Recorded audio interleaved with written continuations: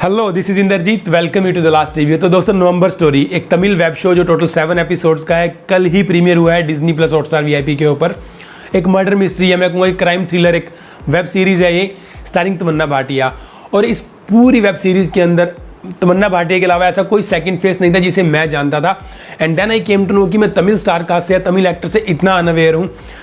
और यही मेरे लिए सबसे बड़ा गेम चेंजर था, यही मेरे लिए सबसे बड़ा सरप्राइज एलिमेंट था इस सीरीज़ के अंदर, क्योंकि तमन्ना भाटिया को एज अ टाइटलर करैक्टर दिखाया गया है, लेकिन आफ्टर 4th एपिसोड जब गेम चेंज होती है और एक उनसे भी बड़ा करैक्टर आपके सामने खड़ा हो जाता है और वो पूरे के पूरे प्लॉट को टेक ओवर कर लेता है, then you feel like oh my God. और फिर समझ आता है आपको कि the story was about this guy. तो उस लेवल का एक क्राइम ड्रामा वेब सीरीज मैं इसे कहूँगा।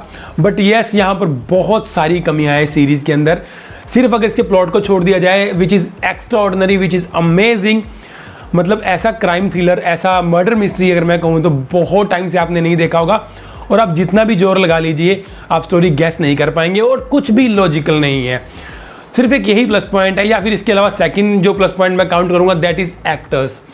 3-4 एक्टर्स तो ऐसे हैं जो आप मतलब ऐसे फट से उनको नोटिस करोगे। और मैं भी सीरीज़ देखने के बाद उन पर एक अच्छी खासी रिसर्च कर चुका हूँ। अब मैं यहाँ पर उनके बारे में नहीं बोलूँगा क्योंकि फिर आपको शक हो जाएगा। मैं कोई स्पॉइलर नहीं देना चाहता। Apart from these 2 big things, मतलब ये बिल्कुल इग्नोरेबल नहीं है कि बहुत बड़ा प्लॉट है और बहुत अच्छी स्टार कास्ट है, बाकी सब कुछ नेगेटिव ही है इसके अंदर। बहुत ड्रैग लिखी गई है सीरीज़, बहुत स्लो पेस है इसका। मैं भी तमिल के अंदर मैं 1-2 वेब सीरीज़ उनकी देख चुका हूँ पहले भी, शायद वो काफ़ी डार्क में चले जाते हैं और वो स्टोरी की डिमांड भी होती है।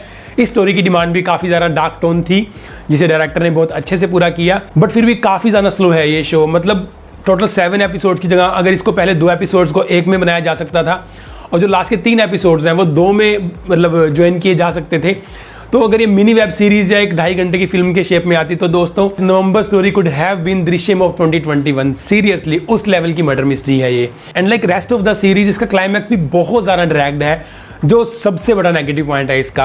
क्लाइमैक्स को अगर थोड़ा सा क्रिस्प रखते तो शायद आपके लास्ट में सारे गम भूल जाते। अभी मैं ये नहीं कहता कि आप देखने लायक बिल्कुल नहीं है ये सीरीज। अगर आप क्राइम थ्रिलर लवर हो या मर्डर मिस्ट्री लवर हो तो ये बिल्कुल आपके लिए बनी है। आपको थोड़ा सा सहना पड़ेगा इसे, बट इन द एंड और बीच बीच में कुछ एलिमेंट्स ऐसे आएंगे कि आपको बहुत मज़ा देने वाली है। काफ़ी ज़्यादा डार्क बनाई गई है, जैसा कि मैंने आपको बताया, स्टोरी की शायद डिमांड भी थी वो, बट फिर भी इसे थोड़े से इंटरेस्टिंग तरीके से बनाया जा सकता था। But thank God to the makers and the story writer, जिन्होंने कॉमिक एंगल बिल्कुल भी नहीं छोड़ा। बीच बीच में 2-4 कैरेक्टर ले रखे हैं जो बहुत ज़्यादा हंसाते हैं आपको। अब हालांकि मैंने ये हिंदी डब्ड वर्जन देखा है, इसीलिए शायद मैं काफ़ी हद तक चीज़ों को क्लियर भी नहीं कर पाया अपनी, और शायद इसीलिए थोड़ी सी फील खत्म हो जाती है। बट अगर मैं ओवरऑल बात करूं तो कॉमेडी भी बहुत अच्छी खासी दिखा रखी है यहाँ पर, प्लॉट भी बहुत यूनिक और बहुत ज़्यादा बढ़िया है। बट जैसा कि मैंने आपको बताया, स्टोरी राइटिंग और इसकी जो लेंथ है सीरीज़ की, वो आपको थका देती है। तो अगर मैं स्टोरी की यहाँ पर थोड़ी सी बात करूँ तो विदाउट एनी स्पॉइलर, तो तमन्ना का जो करेक्टर है दैट इज़ अनुराधा, उसके पिताजी गणेशन जो बहुत ही बड़े राइटर हैं, क्राइम थ्रिलर फोर्टे हैं उनका, मतलब क्राइम थ्रिलर नॉवल लिखते हैं वो और बहुत बड़े लेवल पर फेमस भी हैं वो। उनको अल्जाइमर हो चुका है, जिस कारण वो काफ़ी तेज़ी से उनको भूलने की बीमारी हो रही है। अब वो सबको भूलते जा रहे हैं। अब एक दिन अनुराधा घर पे आती है और गणेशन उन्हें घर पे नहीं मिलते, यानी उनके पिताजी। अब एक अल्जाइमर का पेशेंट घर पे नहीं है तो अनुराधा बहुत ज़्यादा परेशान हो जाती है, पैनिक हो जाती है और वो उन्हें ढूंढते ढूंढते अपने दूसरे घर में पहुंच जाती है, जिस प्रॉपर्टी को उन्होंने फॉर सेल किया हुआ है। और वहाँ पर वो देखती है कि उसके पिताजी ऑलमोस्ट बेहोशी की हालत में एक लाश के पास पड़े हैं, जो मर्डर बहुत ही ब्रूटल तरीके से किया गया है। अब वो अपने पिताजी के ऊपर कोई इल्ज़ाम ना आए, इसलिए उन्हें वहाँ से लेकर जाती है और लाश के ऊपर बहुत सारा पेंट गिर देती है, क्योंकि उस घर के अंदर पेंट का काम चल रहा होता है। पेंट वो इसलिए गिराती है कि ताकि पुलिस को कोई भी सबूत ना मिले। अब अनुराधा अपने पिताजी को लेकर घर आ जाती है। अब पुलिस लग जाती है मर्डरर के पीछे।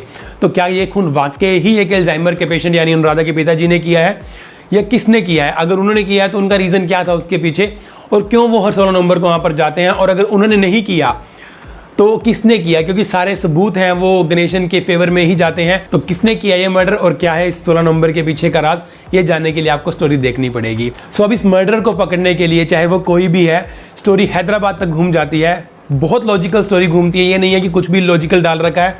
बीच में अनुराधा है जो एक सॉफ्टवेयर इंजीनियर है, जिसके कारण उसे हैकिंग का काम भी काफ़ी अच्छा आता है। ये भी एक एंगल डालने की कोशिश की है और बहुत अच्छे से दिखाया गया है इसे।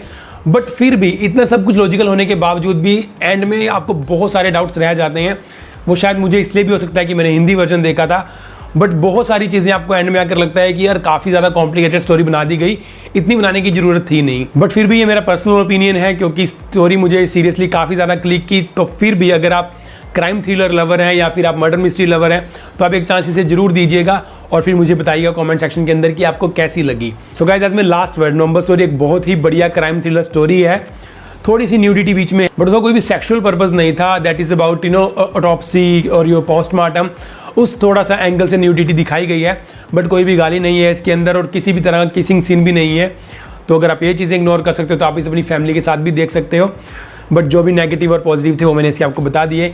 सो गाइज, ये था फिलहाल मेरा नवंबर स्टोरी को लेकर रिव्यू। उम्मीद करता हूँ यू लाइक्ड इट। सो इसी तरह latest web series, movie reviews, teaser, trailer reactions के लिए आप मेरे चैनल को सब्सक्राइब भी कर सकते हैं। सो दोस्तों फिलहाल यही था, मिलता हूँ जल्दी अगली किसी वीडियो में। Till then bye bye, thank you for watching.